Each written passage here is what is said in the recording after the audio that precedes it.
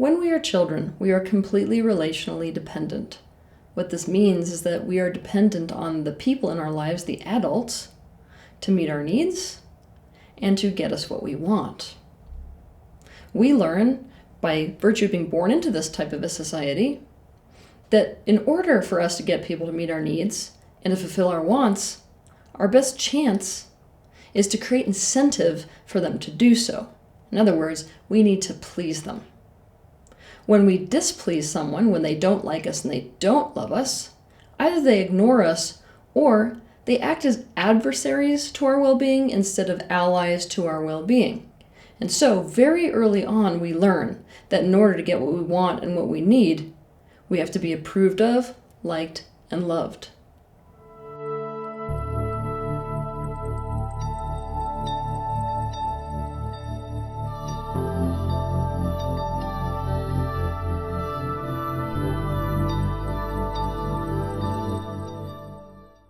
This process of socialization teaches us that the most important thing is to be perceived as good.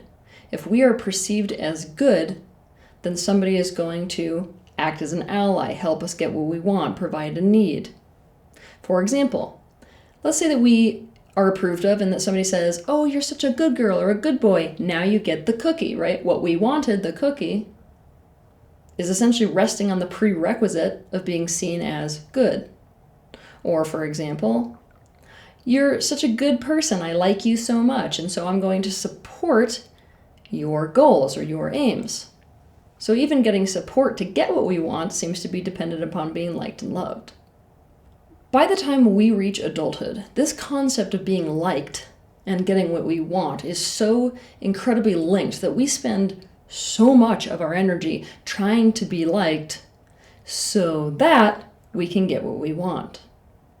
But let me tell you right now, a key to success is being able to separate out these two concepts, getting what you want and being approved of, liked, or loved, from each other. So that you can understand what I mean, I'm going to give you an example. Jake is an aerospace engineer. He is so interested in aviation that his entire existence revolves around it.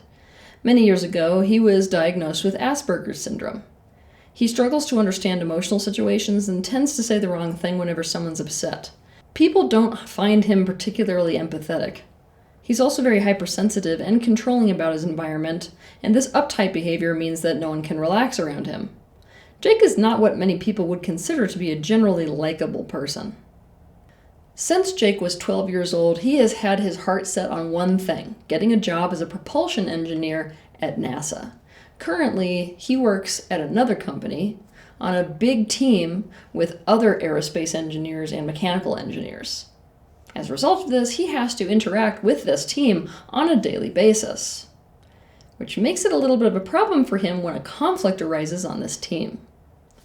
Recently, a team conflict has arisen around a new design concept, and Jake acts no different than usual during this conflict. Jake starts acting robotic and spaces off instead of listens. He starts becoming incredibly argumentative and simply starts throwing facts in other people's faces and proves himself to be unworkable.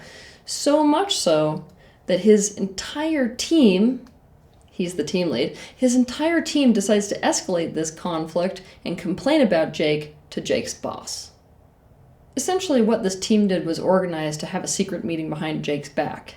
And the next day, when Jake gets called in to see his boss, he finds out that this meeting took place. A feeling of complete existential doom settles over him. He has a total meltdown. He storms out of the building, he goes home, he ends up curled up under his kitchen table. For him, his life is over. What is happening with Jake is that this conflict at his work made Jake feel like people are never going to like him. He's never going to be able to make himself be lovable, be likable, be approved of. And as a result, nobody's ever going to recommend him to work as a propulsion engineer at NASA. Jake has adopted this belief from his life experience. Jake doesn't realize at the moment that likability is not the prerequisite for him being such a good aerospace engineer that he will be recommended and valued enough to achieve the position he has his sights set on. His desire to be liked must be separated from his desire to be a propulsion engineer at NASA.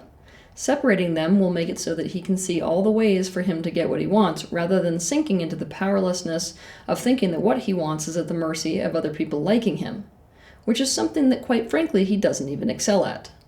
If Jake realized that he could get what he wanted even if people didn't like him, he would feel immediate, deep relief. Think about what you want in your life. Especially, I want you to think about the thing you want the most desperately, and then I want to ask the following questions. Ask these to yourself. Am I making being approved of, liked, or loved the prerequisite for getting that thing?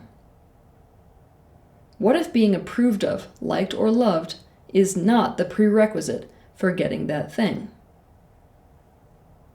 If that were the case, what would I do differently?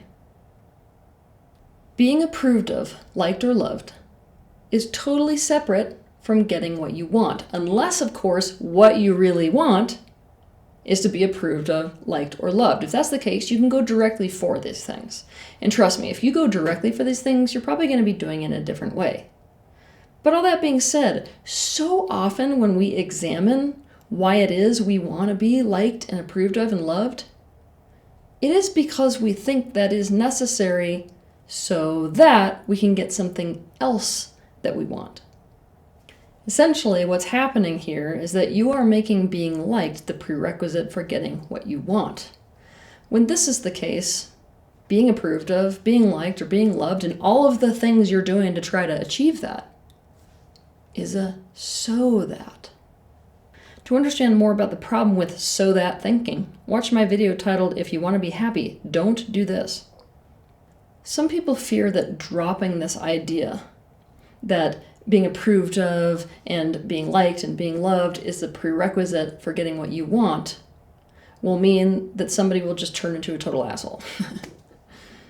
I don't want you to be afraid about this. That will only happen if quite literally the only reason that you're being nice to people is so that you can get what you want. And by the way, that's a whole separate concept, whole separate topic, whole separate video. You also don't need to worry that separating this concept of loving and being loved from the concept of getting what you want will make you a bad person because it makes you less loving. Love is also a completely different topic. The practice of love is the practice of taking another person as a part of yourself. It has nothing to do with getting what you want. There is an incredible freedom to be found in questioning whether or not being approved of, liked, and loved is actually the prerequisite for getting what you want. I want you to consider that it isn't. And if you assumed that it isn't, how might you go about getting what you want instead of what you're currently doing? As a result of doing this, your options for getting what you want open up and multiply significantly. Trying to make other people approve of, like, and love you ceases to be your only venue for the actualization of what you want.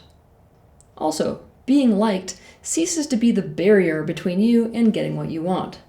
Instead, being liked and loved and approved of is simply a bonus. Have a good week.